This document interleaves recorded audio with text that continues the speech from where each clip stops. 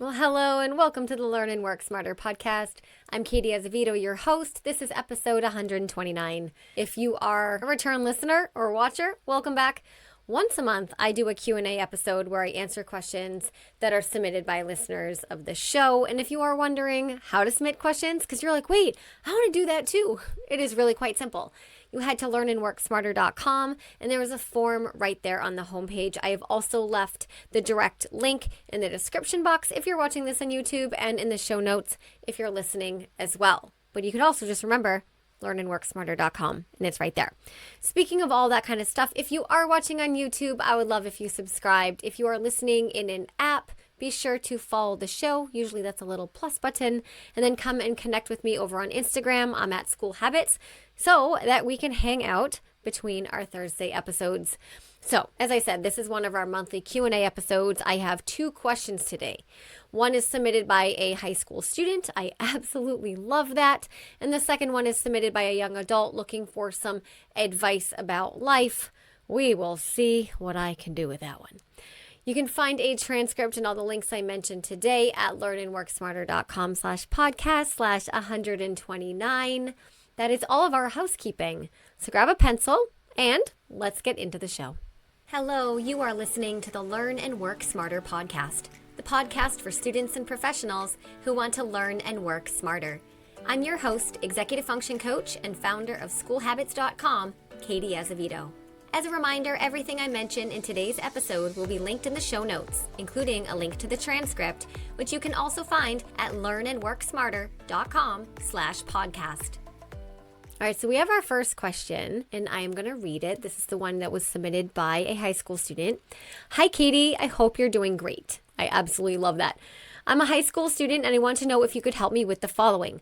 I listen to the pod, but I've noticed I find it hard to tune my task management system. I don't really know if I'm doing it effectively. I also struggle to follow my daily progress for tasks, like the smaller doable chunks you assign every day to work on a task. Sometimes because I put many things, but mainly because when the time comes for me to get the work done, I just can't seem to focus and have a hard time getting to it. I don't know why. How can I stick to my planning? And how can I make sure it works so that I get clarity? Thanks so much. Love the show. That is really nice of you to say. And I love the fact that you are asking about task management at the high school level. That already tells me a ton about you, and that is awesome. I work with a lot of college students who could have used this skill back in high school, and those are like their words. Like, I could have used this back in high school. I also work with adult professionals who tell me all the time, man, I wish I had started learning this stuff back in high school. So you are in a really good position. I do like to teach this skill to my private clients in middle school, because that's when you should, I don't want to say should, but that's when task management becomes important. But the fact that you're in high school asking about this, you're good. And you're right. Figuring out your task management system can be tricky at first because although there are some core principles to creating a task management system, there are some pieces that you kind of have to figure out, for yourself in terms of what fits your style and how you think and how you work. And that part can take a little bit of experimenting. Now, today's episode is not going to be a total deep dive into how to create a task management system. And here's why. I do not, please believe me, I'm not trying to be salesy at all. I'm not have you met me? That's not what I do. But I cannot not mention the assignment management power system program that I have for students literally exactly like you.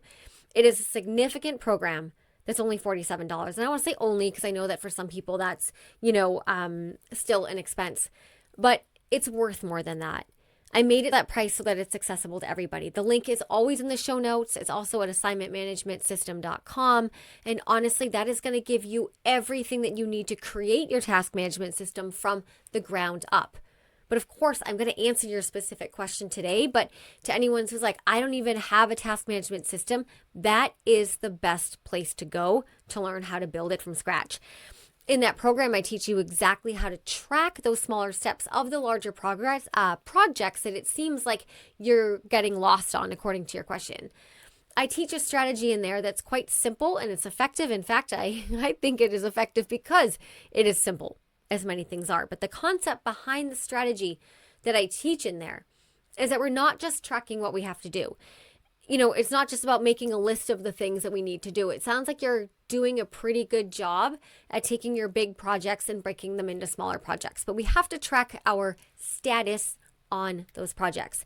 Did I do it? Did I not do it? Am I partially done with it? And if I'm partially done with it, then what's my next step? And when am I going to do it?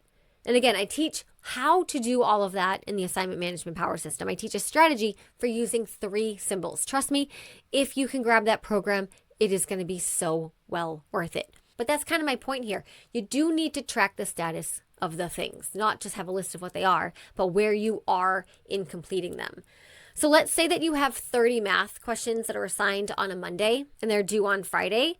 Well, many well-meaning students who are trying to implement a task management system will do a good thing by saying, okay, I'm going to write down 30 math problems in my, I'm just going to say assignment notebook. Now, I know you can use, a app or whatever. I'm just going to say assignment notebook for ease of speaking. Okay.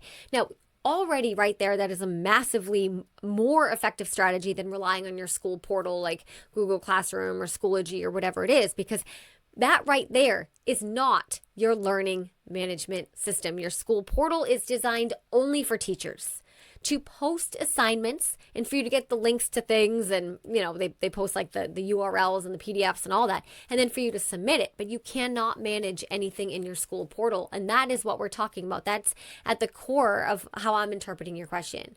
We're talking about managing the status of your projects in the smaller steps of those projects so that you can keep track of what you've already done, what you're in the middle of, and what you still have to do. And that's connected to what you were saying is like you're having trouble focusing on getting those things done and not doing them when you need to. Now, your portal does not allow you to do that. You can't add your own things to your portal. And that's the biggest misunderstanding there is. But honestly, it does sound like you already know that.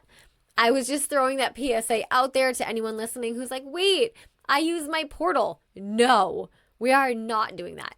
So a well-meaning student might say, all right, I understand I shouldn't be using my portal, so I'm going to use an assignment notebook. Again, I don't care if you use an app or a Google Doc, whatever. That's not the point. But I'm going to write down 30 math questions on Monday because that's when they were assigned. And remember, hypothetically, according to our example, they're due on Friday.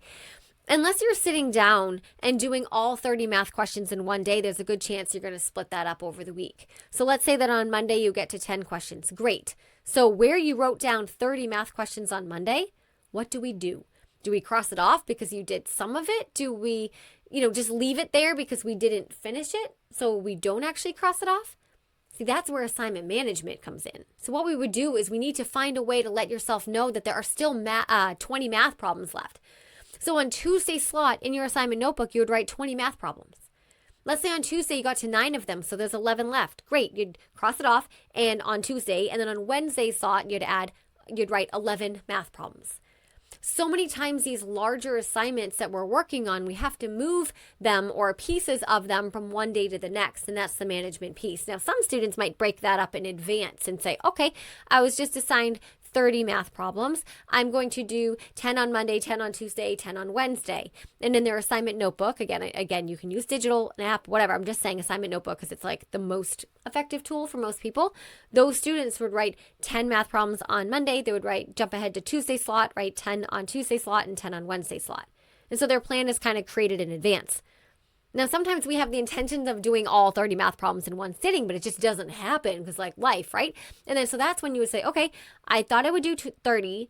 I have 20 left, and I'm going to write that on Tuesday's slot now. And you would do that. Now, I'm just picking an example of 30 math problems, but let's say this applies broadly to any kind of larger project. Let's say you have a big essay. An advanced strategy would be to break that essay down into smaller steps up front. At the high school level, typically teachers are going to do this with you or for you. They'll say, okay, we're working on the intro and the thesis today. Next week, you have to have your, 2 body paragraphs done. The next week, you have to have another 2 body paragraphs done. And then the following week, we're working on the conclusion. And oftentimes, they kind of break it down for you and give you graphic organizers along the way. Some teachers don't, though. And then especially at the college level, they're not going to do that for you at all. They're just going to say, hey, your 15-page paper is due in 3 weeks. So we have to have the skill of being able to break these down. And I hate to say this, but I'm being really authentic here. The assignment management power system that I keep talking about, there's an entire lesson in there about how to break big projects down, including project management templates in there exactly for how you break down a project like an essay or something big like that into the smaller steps and plan them out to make sure that they get done. You need that clarity. In fact, I loved in your question, you even said, like, how do I get that clarity through this process? But generally speaking, if you don't have a teacher who's helping you with this, what you would do is you'd say, okay, I have an essay due in 3 weeks. I should probably start that in advance. What needs to happen in order to get that essay done and submitted on time? And we would work backwards from the due date. That's like reverse engineering. All right, so it's due on, let's just say the 21st. We're going to say 3 weeks. So it's assigned on the 1st and it's due on the 21st. So in order for you to submit it on time on the 21st, it should definitely, without question, be done on the 20th. Maybe earlier, but let's say the 20th. So on the 20th, you're going to do your final edit, which means that by the 19th, you should have your conclusion done. You might need 2 days to work on your conclusion. So on the 17th, in your calendar, you would write, conclusion due. And in your assignment management system on the 17th and 18th, you would write conclusion on the 17th and 18th. All right. Now, what needs to happen before the conclusion?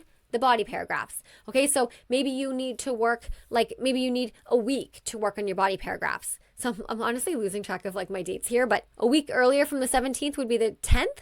So on the 10th, you're writing start body paragraphs. And you could even break that down further and say, all right, body paragraph 1, body paragraph 2, body paragraph 3. And you're writing these tasks in your assignment management system. The due dates that you're assigning to them, like conclusion done, that goes in your calendar.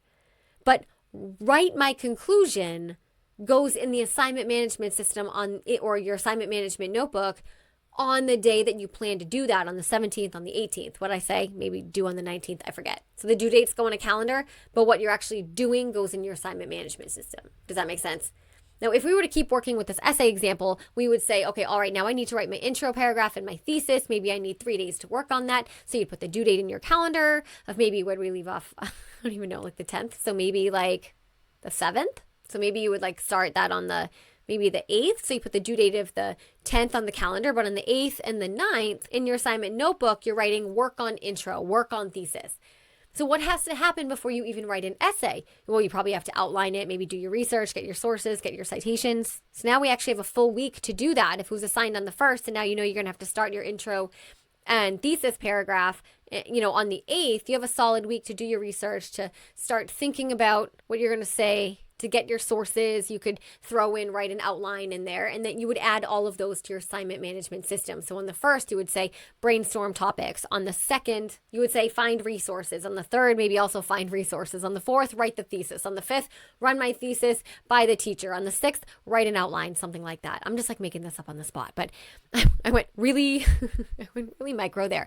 You don't have to get that granular, but I'm just giving an example of what it would look like to really break down something like an essay. Now, the other part of your question, you said you were having trouble focusing when it's time to do it. So that's a completely different thing. So strategies for that would primarily actually be something that you mentioned in your question: clarity. One of the main reasons that we don't do something that we know we need to do, other than, anticipation of physical pain, is that we actually aren't fully sure about what we're doing. Because if we knew exactly what we were doing and we knew how to do it, there's hardly a barrier there. I mean, sometimes there is, if we have emotional dysregulation or ADHD or things like that, but we're just going to be far more likely to do something if we know what we're doing and we know how to do it. But if we don't know what we're doing and we don't know how to do it, that's where the lack of focus can come in. It can also cause procrastination. You didn't talk about procrastination, but that can pop up here too. And sometimes clarity comes from just starting. I don't want you to expect yourself to have full clarity on the things before you start, because then we just might never start. So let's take this essay, for example. Let's say that you have no idea what to write about, and the teacher just said, okay, we read this book and you get to come up with your own thesis, and you had no idea where to start. You're going to have more success coming up with a thesis idea if you just open your Google Doc and start writing things down that you're wondering about the book. I wonder why this happened. I wonder why that happened. And just kind of word vomit on the page. You could also do a little bit of flipping back through your notes from class. What did you talk about in class? What key themes did the teacher keep bringing up? Of course, you could Google things too. Be careful about AI here, because it's so easy to ask, hey, I read this book and I have to write a paper on it. Give me some ideas for a thesis. But in my experience, and I have a lot That usually comes up with some of the world's most boring topics that don't even work. They're basic, they're not new, things your teacher has seen 1,000 times. It might be new to you. Okay, but it's not new, it's not thoughtful, it's not creative, and you're gonna have a hard time writing a full essay on a thesis that you don't even care about. Does that make sense? Again, it might be new to you, but your teacher has seen it 1,000,000 times. Not impressive and sometimes mega inaccurate as well. But just as I was saying, just opening a Google Doc and putting some thoughts in there. Some of them are going to be garbage. That is fine. But that's usually when the clarity starts to form and you think, okay, if I went in this direction, it could look like this. If I went in this direction, it could look like this. You could also do a mind map, actually. So you take an idea that you're thinking about, and you put it in the center of a page, and you have these like little branches coming off of it. Do you know mind mapping? I have a video about how to do mind mapping. I'll leave that linked below. That's in my other YouTube channel, School Habits YouTube channel. I'll leave that in the description, but you kind of just let your brain wander and say, okay, if I'm talking about this, that could be connected to this, that could be connected to this, and I can go in this direction. Now, I didn't lose the theme of what I'm saying right now. Remember, this is all about your original.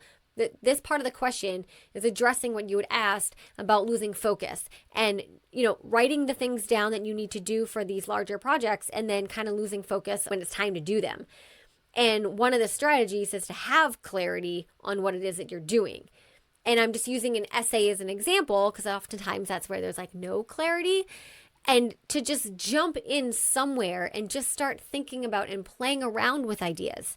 A lot of times the students I work with, in my private practice will be like, well, I don't know what to say. And I'm like, okay, well, we thought about it for 0.9 seconds. It's okay if we don't know what to say even like an hour later.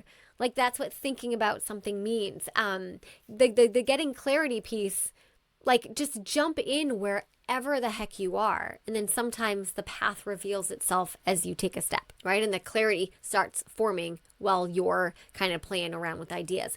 Now, another strategy, and this is in response to the part of your question where you said when it comes to time to do the tasks, you have trouble following the plan. And you said maybe because you put too many tasks or maybe because you lose focus, but it could very well be that you have too many tasks. And I know we're talking about the smaller things that you have to do. And so individually, they might not seem like that much, but a bunch of small things really do add up and consume time. So I know this question is about task management, but I can't talk about task management without talking about time management. So I want to encourage you to look at a typical week for you. I know we're coming into summer now, so a summer week is going to look different than a school week, but a typical week. You said you're in high school, so unless you're homeschooled, you probably get out sometime around 2 or 2:30. You may have after school activities. You may not get home until 5. Maybe you have an after school job. Whatever your week looks like, you probably have a typical week. And I want you to make time visible. I have a free weekly planner. I'll leave that linked in the description box that you can print out. You can use it digitally, doesn't matter. Just for this one purpose. If you map out a week and you get realistic about it, you add your commute times, your dinner time, your class time, the time you plan to take a shower, then what remains is the open space that you technically have in your schedule to actually work on your things and to plug away at your tasks. And in my experience doing this process with students, they're often really shocked at the result. I'd say about 50% of students are like, oh my gosh, I literally only have like 40 minutes a day to do all my work. Like, no wonder I'm not getting to it. And the other 50% are like, yikes, I actually have 5 hours a day to do my work. So I must be wasting my time in other ways that I'm not even aware of. We know what they're doing. Oh my God, the phones.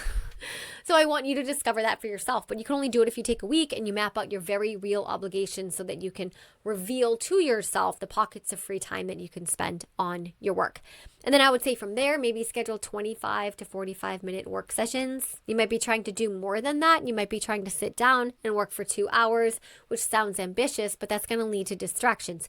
2 hours is too long. 90 minutes is too long. I argue an hour is too long. 25 to 45 minutes of concentrated work. You're probably going to have more success.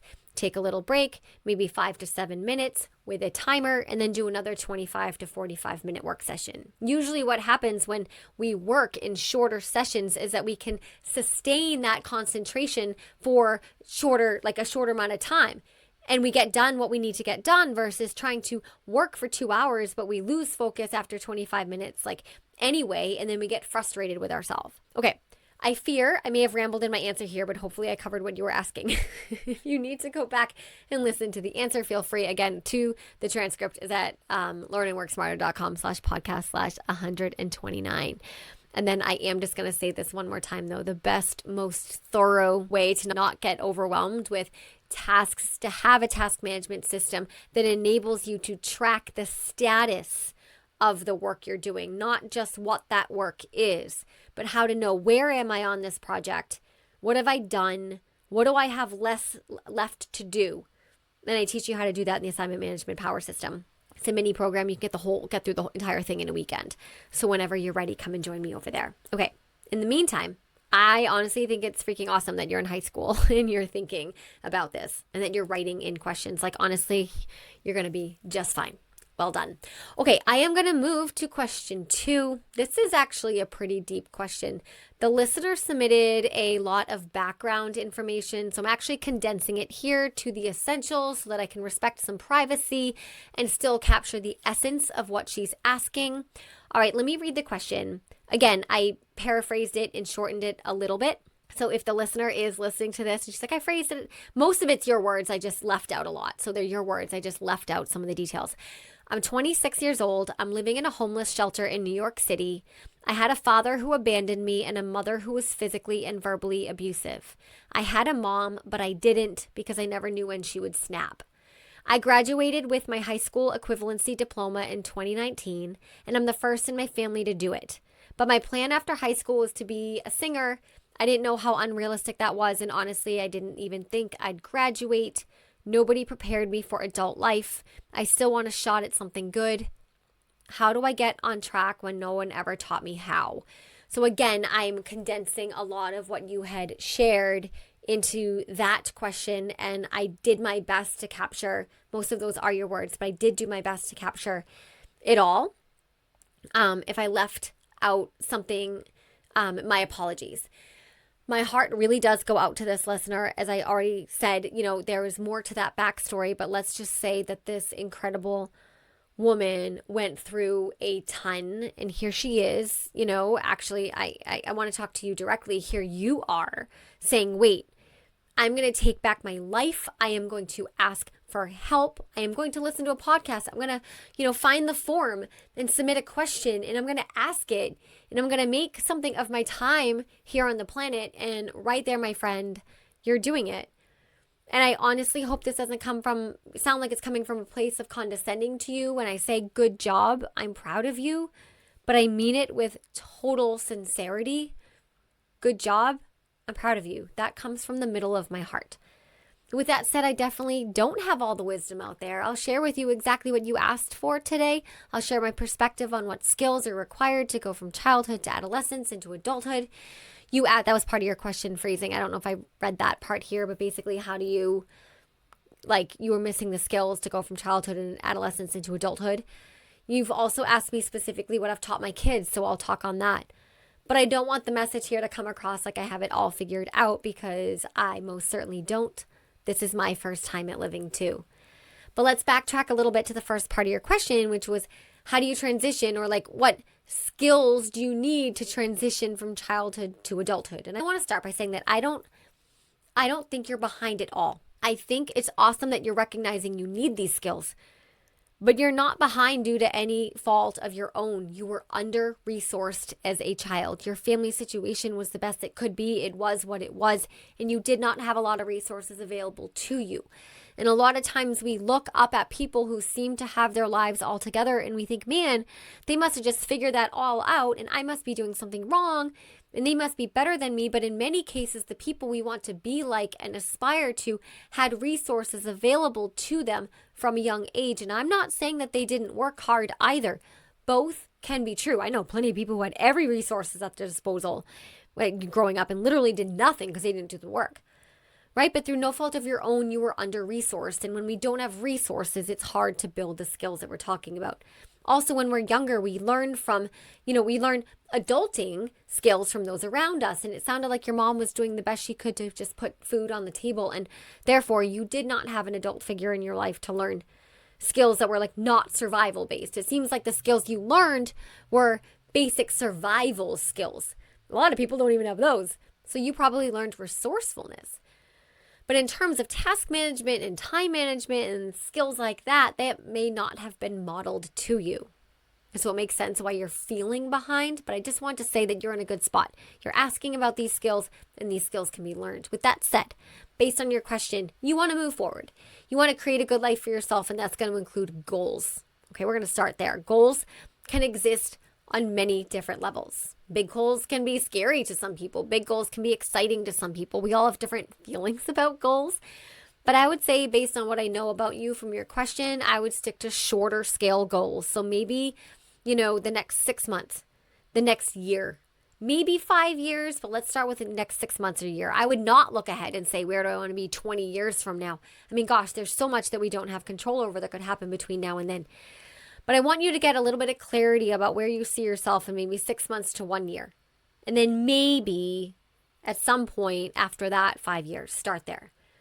It's not easy to come up with an answer to that because that's often a hard question. It's very hypothetical and it's abstract. Maybe you can do some journaling. Maybe you can start by writing down a list of things you would love to do, things you definitely don't want to do, things that make you happy. Write a list of your current skills. What are you good at? Are you a really good listener? Are you good at making people feel heard and understood? Could there be something about, connected to being a mentor or working with younger kids who've been through something similar to you? Do you have a lot of empathy? Could you start at an animal shelter? I'm assuming you eventually want to get out of the shelter that you're living at in New York City. I would imagine that's a goal, right? I hope that your shelter has resources for you if they do take advantage of them. Sometimes there are community centers or programs at libraries where they help people in homeless shelters get back on track through connections and practice interviews and building resumes and things like that. But I think it's important to start with, where do you want to be in 6 months to a year? Having a vision is the first step of creating hope. And if you're on this journey, to use your words, to have a good life, there's got to be hope in there. Now, I feel a little silly pivoting from hope and goals to something as mechanical as task and time management. But the reality is that we do need good task and time management to reach our goals. So for example, if you have a goal of moving out of the homeless shelter into some kind of housing, that's going to require money of some kind. Money comes from employment, impartially. Employment happens when we can find a place that matches our skill set. I mean, and you may already be working toward that. You might already be like, Katie, I'm already employed. I already have this. I just am where I am. I'm just basing this off of the information that I have. But that means that there, would have to be some kind of task management involved to even do research about jobs. That's where community resources enter the picture that I really hope you have access to, maybe through the shelter or through New York City itself. I talk on the show a lot about, apps and digital calendars and all that, but let's just throw that out the window right now. Can you get access to a notebook or a notepad? Sometimes there's just free ones hanging around that are kind of like marketing materials for companies. Can you snag one and a pen? I feel like that's honestly all you would need to just get started keeping track of some of the things that you probably have in your head. Like what your 6-month goal is, what your 1-year goal is, what your goal is maybe for 5 years. That could be pushing it out a little bit. Maybe writing down the names of the people who are current connections, writing down lists of things that you need to do that will help get you toward your goals. That's task management at its most basic core, not keeping things in your head. And especially if we're under a lot of stress and external situations that we don't have control over, which heighten our stress and cortisol, then we're going to forget things even more easily. So start by just keeping an ongoing list. If you have access to a phone, maybe you do because you're listening to this podcast, you can use something in your phone. You could text yourself. No fancy tools are required at all, okay, for a basic task management system. But the reason I'm emphasizing how important it is to start writing things down is because that's the first step in things becoming real. Things that live in our head only live in our head. We have to give them shape. We have to make them real. So if we have a goal for ourselves, sure, it starts off as an idea in our head, but that's all it is. The moment we write it down, we say, wait a minute, this isn't just an idea anymore. This has a shape. And the minute we start breaking that goal down, it's like, okay, like what do I need to do to reach that goal? Then the idea starts to become a plan. And that's where the hope lives, in the plan. When you see, wait, this is actually possible, like that idea I had for myself for 1 year from now, 5 years from now, that's actually possible because look, I wrote these things down and like they make sense and I can do this. I can do this one step at a time. I do have a podcast episode from a few weeks ago called The 5 Secret Skills of Adulting. I think that's episode 120. 125 or 26. I'll leave it linked below. You know what? I believe it was you too. I could be mistaken, but I think that you saw that episode. You may have watched it on YouTube and left a comment. Someone left a comment on that. Guys, I read all the comments. So say hi. It might have been you. I'm trying to remember. I might have gotten you mixed up with somebody else, but if you haven't watched or listened to that episode yet about the 5 secret skills of adulting, I'm going to direct you there. But I do think it was you. So I think you saw that episode or listened to that episode. So in addition to task management, I really do stand by those 5 skills. It was emotional regulation, accountability, execution, communication, and delayed gratification. Those are the skills that you take one at a time and you practice them. And even people who are really good at those life skills weren't born good at them. They had more resources when they were younger. They probably watched people who are modeling those skills, but they practiced it over and over and over again. You didn't have those resources. You didn't have people modeling it for you. So your strategy will just be to practice them over and over again and be okay with that bumpy progress. Now, another part of your question you asked was, what are some of the things that I taught my kids? When I read your question, I was like, man, I don't know how to answer that in a way that's helpful. I'm going to do my best because, again, I don't want this to come across like I have everything figured out. I definitely don't. I have 2 kids, 14 and 15, and at times it's really, really hard, even though I'm so blessed and they are really terrific kids and make good decisions. I think one of the most significant efforts I've made as a mother in terms of teaching my kids has been to encourage them to be themselves. I know that through the middle school years, it can be like insecurities and drama and pressures and conformity, but I always gave my kids the space to be their quirky little selves unapologetically. I can be a little quirky myself, and I don't deny that. I roll with it, and I never, ever apologize for it. You don't like it? Step aside. And I've tried to model that for my kids, and they're beautiful, confident kids now who have their quirks, and we love them. Additionally, a core value in our family is honesty and transparency. Of course, we want to be gentle. We don't want to be tacky and abrasive, but in my family, we call a duck a duck. We are very direct. We are kind, but we are direct. We communicate openly. My husband, like my core family, my husband, me, my son, and my daughter, the 4 of us, we always know what the other one is thinking and feeling about something pretty much at all times. We do not sweep anything under the rug in my nuclear family. That is something that is very important to me and my husband. The idea of something festering and going unsaid personally makes me sick to my stomach, and I want my kids to know how to express themselves and to feel safe doing so. So that's something that I've taught them. I've also taught them, or I should say we, my husband's in this too, taught them not to fear hard work. We do hard things in our family. We've been through hard things. We do hard things. We try hard things. We try new things. And I don't come in and immediately save my kids when they're struggling.